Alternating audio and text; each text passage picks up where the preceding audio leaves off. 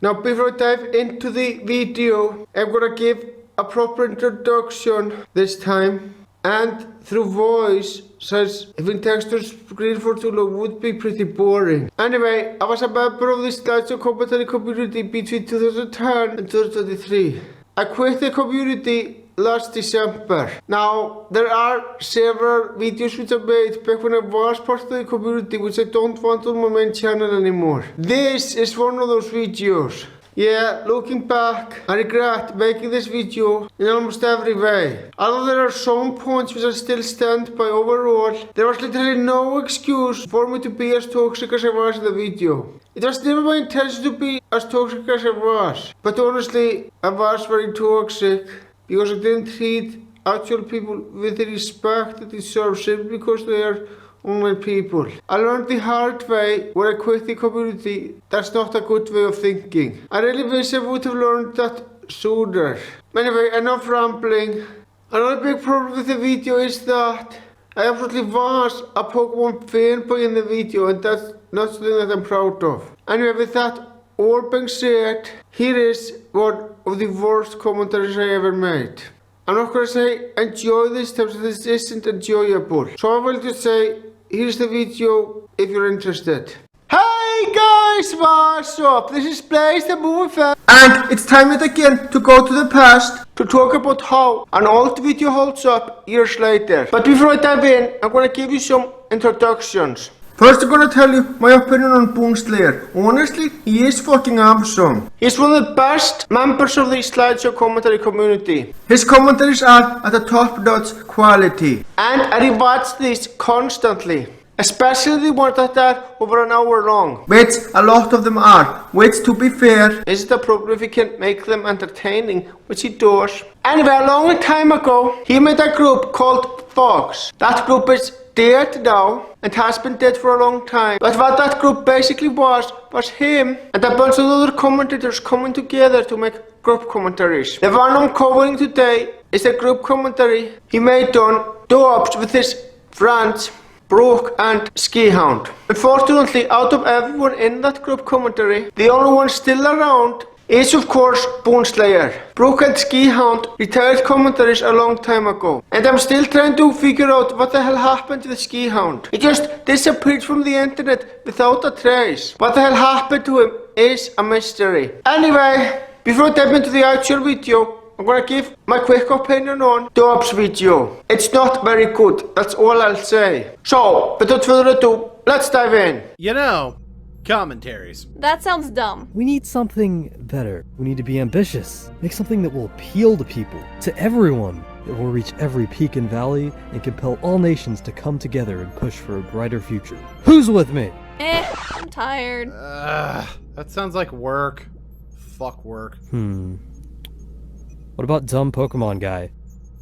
Yeah! So, essentially you're saying, I don't feel like doing a commentary today, and then in the end say, let's do a commentary. I'm sorry, but that makes no sense. Why the hell would you say that you don't want to do a commentary, and then directly afterwards say that you want to do a commentary? Now, I have been told that this is supposed to be a joke, and for a joke, it wasn't exactly funny, it was just boring. Oh yeah, just one more thing I wanted to tell you. If I find out you evolve into another fucking firefighting Pokemon, I will literally come and find you and put you in the PC box number 30, next to Magikarp.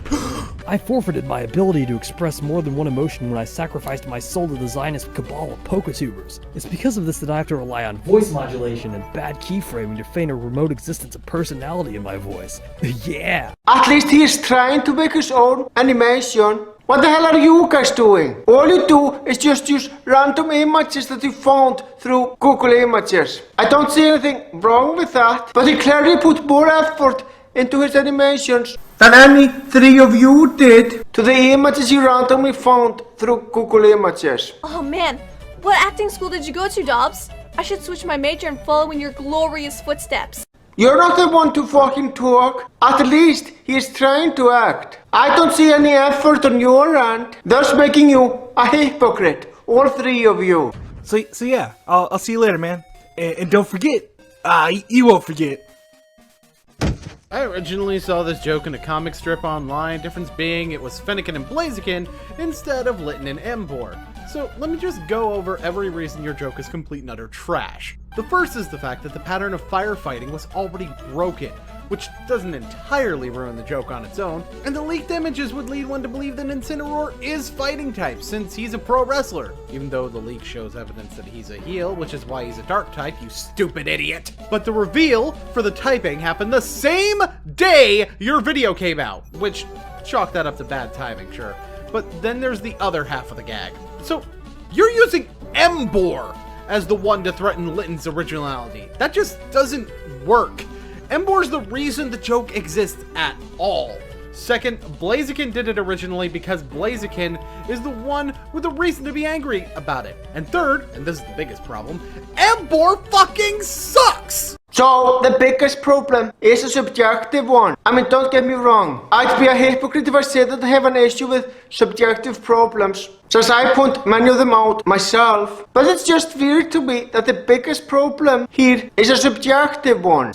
And just a disclaimer, this is completely my opinion. My opinion blocks me from all criticism. Hold on, Brooke. In your commentary on Master TP10, which was made the same year as this video, by the way, didn't you call Master TP10 and his co-partners out on blatant assumptions based on nothing? My god, are you a fucking hypocrite here? Seriously, how the hell do you know that he only used the opinion card as a shield from criticism? You don't! For all you know, he could just be saying it's my opinion just to make sure that no one thinks anything he says are facts, and you are allowed to disagree with him. I find that far more likely. Seriously, making the assumption that he is only saying that to avoid criticism is a very dick move. Can I just start calling this the refined butthole fallacy? That's of course implying that he only used the opinion card as a shield from criticism, which you have no way of proving. Starting off this list, we have Brox's Onyx. When I clicked on this video, I didn't expect the first entry to be Onyx. I wouldn't have as much of a problem with this if you didn't advertise it the way that you did. Thumbnail as starter Pokemon from the games. Title doesn't indicate anything weird. You're led to expect that this is about what most people think starters are. I mean, it's still a valid entry, since Brock literally got a fucking Onyx before he started to become a trader. Also, I disagree with your suggestion. If he only included starters that typically are starters, the video would be very fucking predictable. I don't know about you, but I prefer if a video is unpredictable because that makes it more interesting. Now I know what you're thinking. Brox's Onyx was defeated by Ash's Pikachu in the anime and was a low level in the Pokemon games. Well, first of all, Ash only won that battle because he accidentally triggered the sprinklers in the Pokemon Gym, which caused Onyx to become very weak. All I will say about this as of now is keep this in mind. It will become important later. At least you made the point that Brock's Onyx, not Brox's Onyx, you illiterate chuckle fuck. Why the hell did you wait until now to correct him that it's Brock's Onyx and not Brox's Onyx? I mean, I agree with you that pronunciation is fucking dumb, but you should have pointed it out when you were covering his fucking entry of Brock's Onyx. Pointing that out in the next fucking entry seems so out of place. Not to mention, the information making it completely unfair to even judge these Pokemon. Also, why just the first evolution? It hasn't reared its ugly head completely yet, but why not talk about Blastoids of the line as a whole? I mean, common logic would imply that he is referring to the evolutionary line as a whole. I mean, usually when people talk about starters and they say the names of the first one in the evolutionary line, they are also talking about the evolutionary line as a whole. He can easily go against higher level Pokemon without even breaking a sweat. Now you're probably asking yourself, what makes Totodile so powerful? Well, the move Rage is definitely a key factor on what makes Totodile insanely good. What this move does exactly is that it builds attack bonuses every time a Pokemon uses it consecutively. So basically, the more enraged the Pokemon is, the more damage the Pokemon will deal. Yeah, but Rage starts off with 20 power and you have to keep using it every turn to utilize that damage increase. And since we were talking strictly Gen 2 here, Rage also no longer boosts your attack stat one stage every turn like it used to in Gen 1. Bite and Slash are much better for it in general because of their higher base damage and you don't have to feel locked into the move at all. Plus, Bite has a chance of flinching and Slash has a chance for a critical hit. And you know, if you let that poor Totodile evolve, it'll have a much greater attack stat. Not that anything Brooke just said matters, because Rage does not even work that way! Rage builds when you are hit, not when you use it. If you can't do enough research to know how the move you're saying is part of what makes your choice good even fucking works, then how am I supposed to take your opinion seriously? Hey, I spent 5 whole minutes on Bubblepedia to get that information. 5 minutes? 5 fucking minutes? You can't be serious. It doesn't even take me a fucking minute to get the information that you got. So how the hell can it take you 5 fucking minutes to get that information? Are you really that fucking slow? With this move, it makes it easy going against strong gym leaders in the early game. Yes, even Whitney with that overpowered mill tank. Or you could just grind through Sprout Tower with Cyndaquil, which can basically one-shot any Bellsprout, and by the end of it you can just mow down the gym. And you don't even have to worry about forcing yourself to be hit to build up rage. This is before we even get into the fact that Totodile is predominant in attack, which is sort of a problem when literally every stab move it gets is special in Gold and Silver. Meanwhile, Cyndaquil is predominant in special attacks, so it doesn't have this problem. And Miltank is a defensive Pokemon.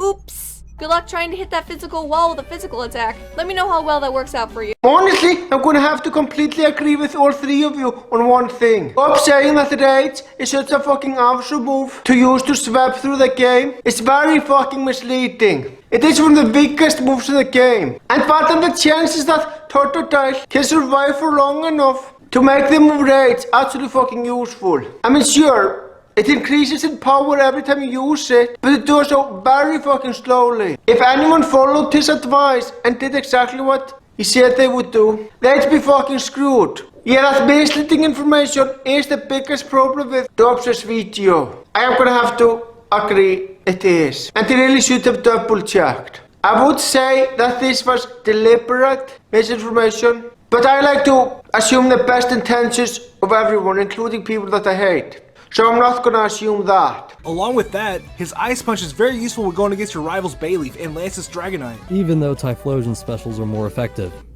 Oh yeah, Ice Punch was special in Gen 2. Yeah, it is dumb. Oh, so you are talking about the line as a whole. Then why don't you just clean off that windshield? It's very dangerous to drive around with it being dirty like that. You are the one who made the assumption that he was only referring to the first Pokémon in the evolutionary line. How the hell is it his fault that you made an assumption based on something that he never actually said? It was your mistake to think he only meant the first Pokemon in the evolutionary lines. So don't blame him for your mistake. Coming at number 6, we have Mudkip for Pokemon Ruby and Sapphire. So, I guess the real reason you don't put Blaziken on your list, even though the Oris version meets your criteria, is because you've got a giant water erection then.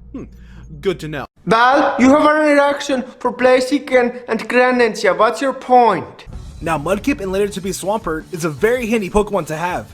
Only being weak to grass type moves, Swampert's high attack and move pool makes him a very powerful Pokemon. No gym leader from the Hoenn region will have the type advantage when going against Swampert. What about moves? Swampert doesn't exactly have the deepest level up move pool, which is pretty important when you don't have all the TMs, or like was the case with the original Ruby and Sapphire, since that's the only one that counts apparently, don't get to use them an unlimited number of times.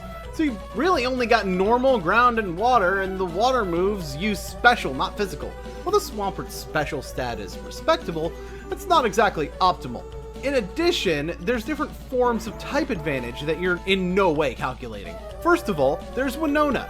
Even if you've got Earthquake on your Swampert by the time you face her, it's gonna be completely pointless. Are you sure pointless is the right word? Because pointless implies that you can't do something, but it serves no purpose. But Earthquake is literally ineffective towards flying type Pokemon. So the word useless would be the more correct word here, since the move is literally useless against her team. Now some of you might think that this is a nitpick, but it's really not. You see, the correct word actually does bear. I mean, heck, even one of them can't even lay a finger on Swampert because it's immune to electric type moves.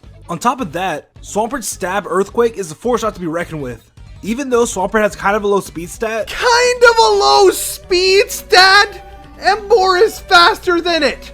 Punch Snorlax's Scrub Lord! You know what I would have fucking loved? If you guys praised Dobbs for doing something right. Now I know that I have had many controversial thoughts on commentaries over the years, and some of these I don't stand behind. But there is one controversial opinion on commentaries which I still stand by 100%. Pointing out positive aspects is as important as pointing out negative aspects in a video. Because the maker of the original video deserves to know what they did right. The fact that most commentaries from the sledgehammer commentary community lack that is still a massive problem that I have with most of them. Also, I'm surprised that you didn't do it here. As you have proven on many of your videos on your main channel, you're actually very good at that, Boneslayer. So why the hell didn't you do it here? For number 5, I chose Ash's Pikachu from the Pokemon anime. Now what's a top 10 starter list without Ash's notorious overpowered Pikachu? I mean, this non-fully evolved Pokemon has taken out some of the strongest Pokemon we've ever seen in the anime.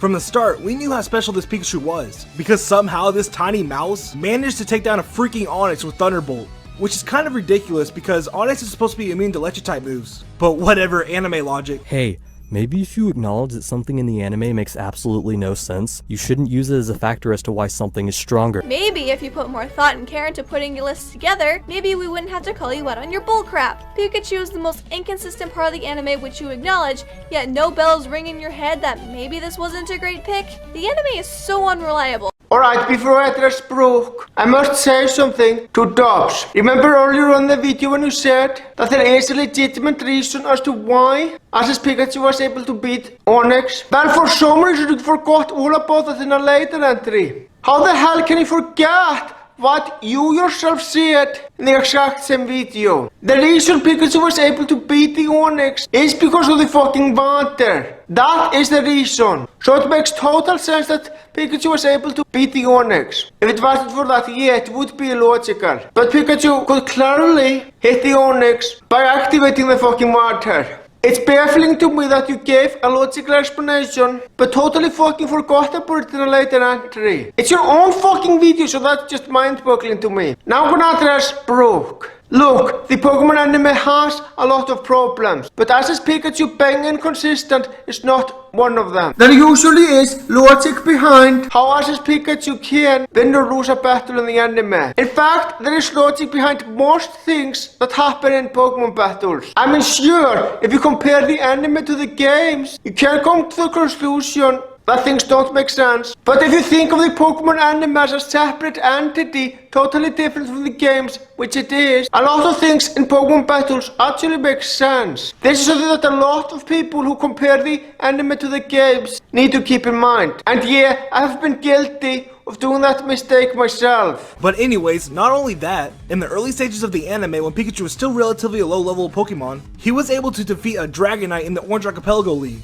A Dragonite, a pseudo Pokemon that is used by champions. Pseudo-legendary isn't a real term. What the hell are you talking about? Of course it's a real fucking term. I'm sure pseudo Pokemon is the incorrect term, and if you called him out for that, I wouldn't have a problem. But you didn't. Instead, you said something that is factually wrong. I'm sure that term is not used in the games or the anime, but that doesn't mean that it's not a valid term. The terms Evolution, the legendary dogs, the Regi Trio, and so on, are terms that are never used in the games or the anime. But does that mean that they are not legit terms? No, of course it fucking doesn't. They are actual terms because they are widely used by Pokemon fans. A term doesn't need to be official in the games or the anime in order to be an official term. I can't believe you actually said that pseudo legendary is not a real term, and it's so fucking commonly used by the fandom. You're expecting too much from him, Hunter. Do you really think he'd look over his script more than once? Who needs revision when we have Smogon bullshit? That term has nothing to do with Smogon. Plenty of Pokemon fans who don't use Smogon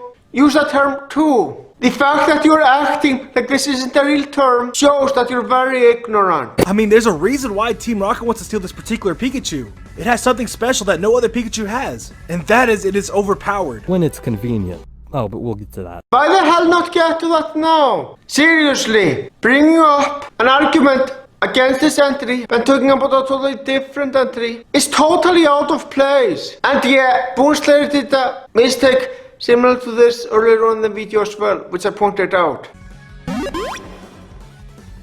For number 4, we have Flint's Chimchar. Now this is Flint's only known Pokemon, but I wouldn't be surprised if he even needs another Pokemon, because this Infernape is extremely powerful. This powerhouse of a Pokemon was able to take down Ash's two strongest Pokemon with ease. Ash's Pokemon being his Infernape and Pikachu. So it's strong because it beat Ash's Pikachu.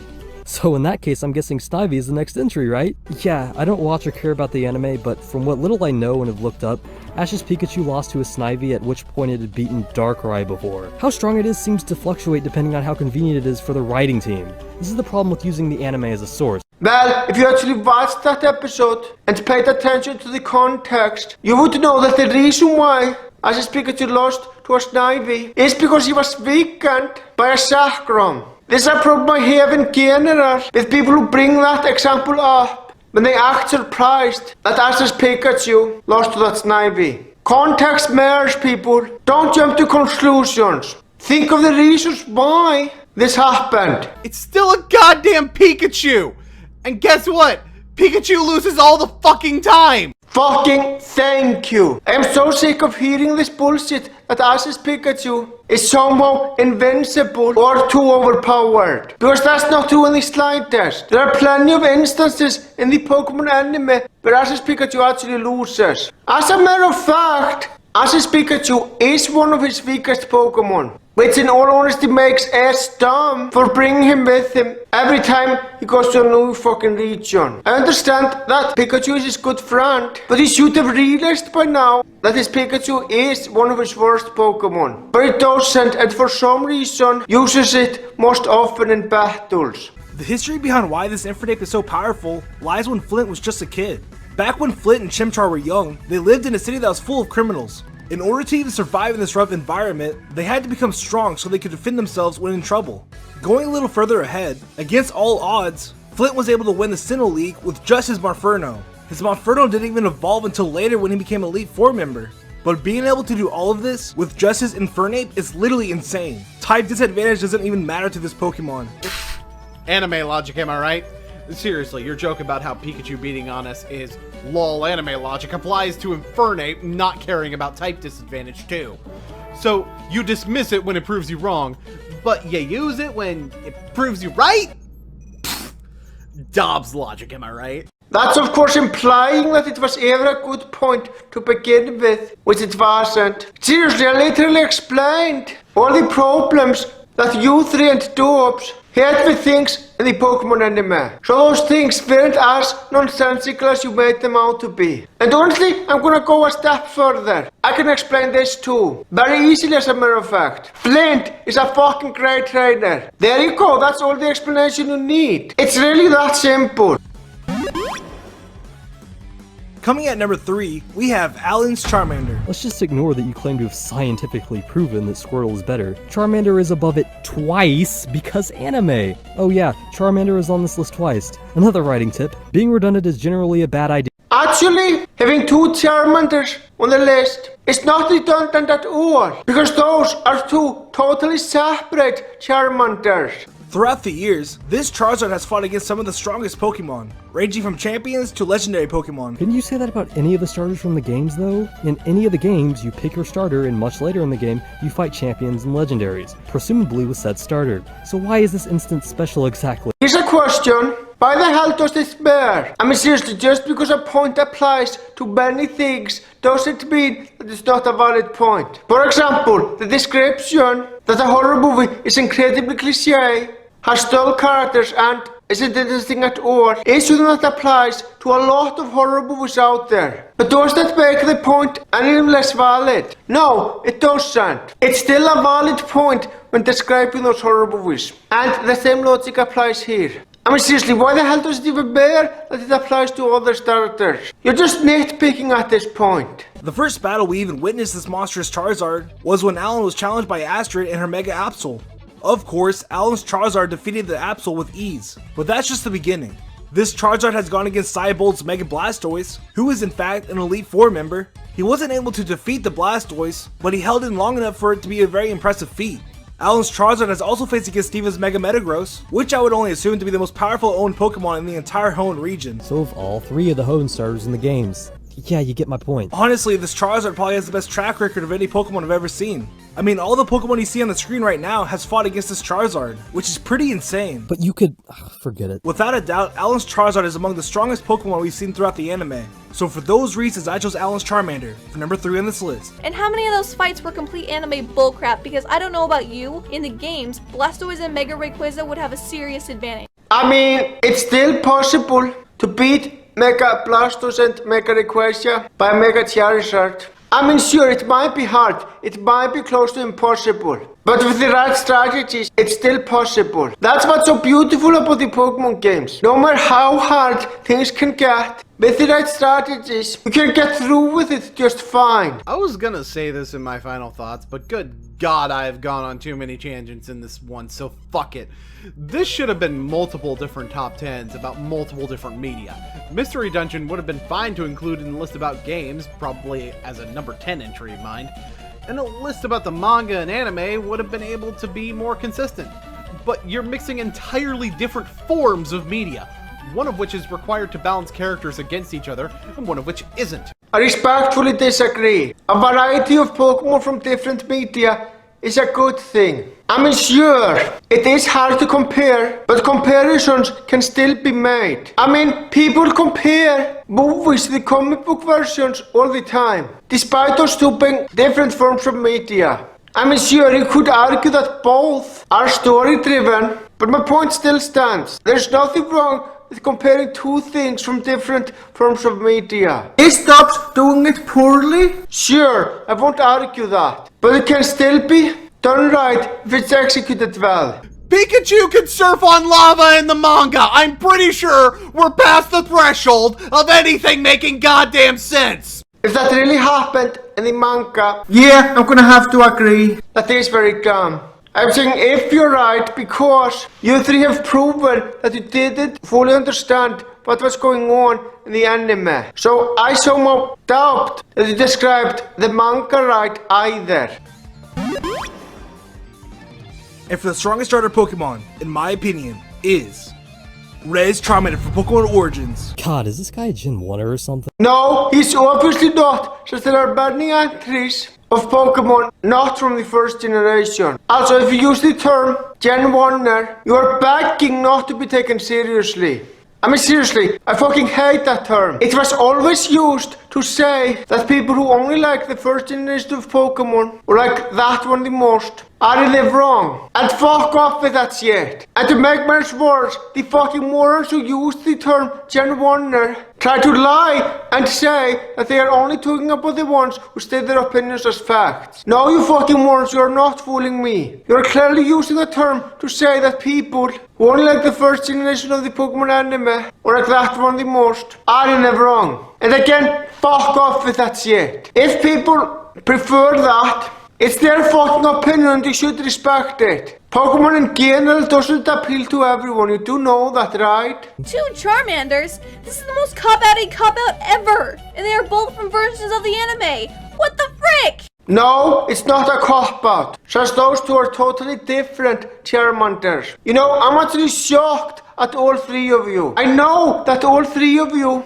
are massive Pokemon fans. Hell, you make commentaries related to Pokemon constantly. So you should know that different Pokemon of the same species have different personalities, what they do, and so on. How the hell did all three of you overlook this obvious fact? It's true in the games and it's true in the anime. It's just mind-boggling to me that you three overlooked that. Dude, you have over 300,000 subscribers.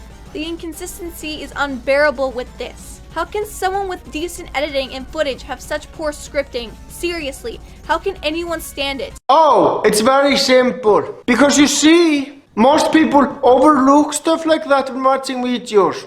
Most people just watch videos to enjoy it and nothing more. They don't analyze the videos to think about how good or bad the points in the video are. So that's how they can stand it. It's that simple. I've never really had a reason to give a fifth of fuck about your content, and to be quite honest, give even a lower percentage of fuck now. Yeah, you don't give a fuck about his content, which is why you made a group commentary on one of his videos with two of your friends. This contradiction really is a problem. Learn how words are constructed in a sentence.